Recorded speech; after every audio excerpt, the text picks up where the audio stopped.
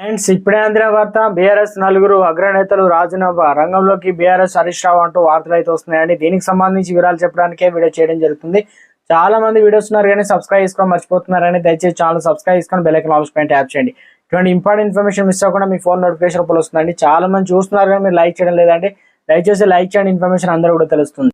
పెద్ద ఎత్తున BRS విడడంతో party నేతలు తీవ్ర కలవరం రేపుతుంది. ఇక ఇప్పటికే పలువురు నేతలు కాంగ్రెస్ లోకి జంప్ అవ్వగా తాజాగా 6 బీఆర్ఎస్ జీడబ్ల్యూఎంసీ అనే కార్పొరేట్లు పార్టీకి గుడ్ బై చెప్పే యోచనలో ఉన్నట్లు ప్రచారం జోరుగా వినిపిస్తుంది. 6 కార్పొరేటర్లు బీఆర్ఎస్ ను వీడి కాంగ్రెస్ లోకి వెళ్తారన్న వార్త హల్చల్ చేస్తుంది. వర్ధనపేట ఎమ్మెల్యే మరి నాగరాజు కావచ్చు 6 కార్పొరేటర్లు కలిసి తెలుస్తుంది వెళ్ళనుంటే విషయం తెలిసిన అధిష్టానం చర్యలకు దిగింది. కార్పొరేటర్లకు కాంగ్రెస్ వెళ్లకుండా మాజీ మంత్రి హరీష్ రావు రంగంలోకి దిగారు.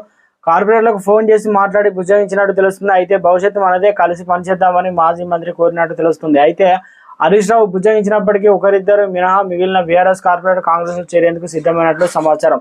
వర్ధనపేట ఎమ్మెల్యేను కలిసి వారిలో 1వ division Aruna Kumari, 14వ division Thurpati Sulochana, 43వ division ఈదురు అరుణ, 53వ డివిజన్ జక్కుల రజిత, 64వ డివిజన్ ఆవాల రాధిక రెడ్డి, 65వ డివిజన్ గగులోతు దివ్యారాయన్ అయితే ఉన్నారు.